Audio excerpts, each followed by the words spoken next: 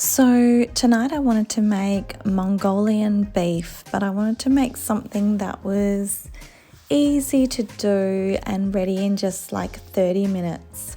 So this recipe was perfect, simple, and the meat was so crispy and the sauce was amazing and full of all those yummy Chinese flavors that you like. So first up, I just started by chopping the garlic, then some spring onion, and then some red capsicum. Wanted to get all my chopping out of the way first.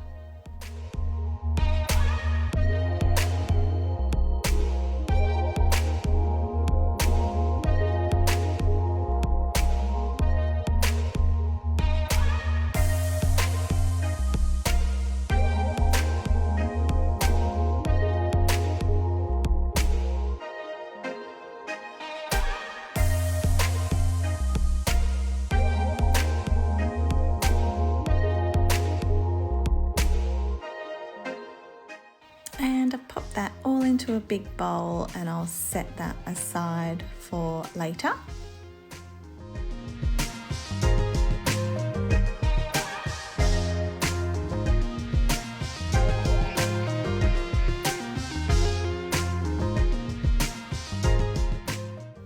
So in a cup, I've put 1/3 of a cup of soy sauce and 1/2 a cup of brown sugar.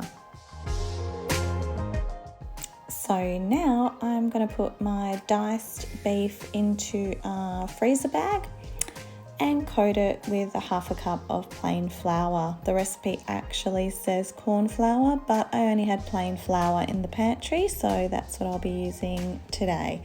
Mix it all around until it is coated perfectly.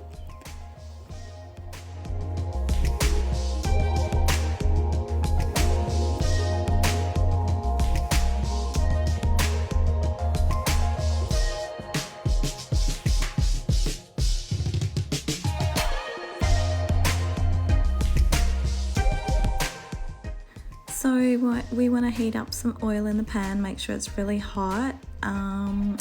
The recipe actually says to do the beef in batches, but my pan was big enough to take the whole lot of beef, so I'm frying it now. And what I've done is I've coated the beef in some powdered ginger because I didn't have any fresh ginger available. So the flour coating on the beef is what's going to make the beef nice and crispy. So just keep frying it until you get that beautiful crispy coating.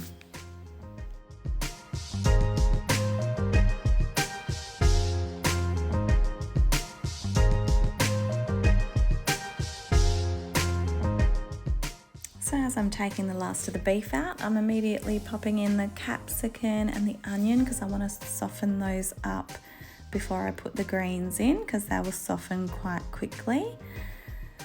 Then I'm going to add the greens and just give it a good stir.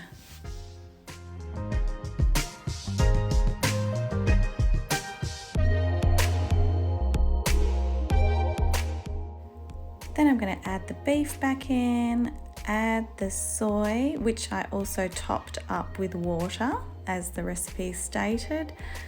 Then I'm going to give it a good stir. Now don't forget that sugar at the base of the cup because that will be stuck, so make sure you get all the brown sugar in there as well because that will also help the sauce to thicken up.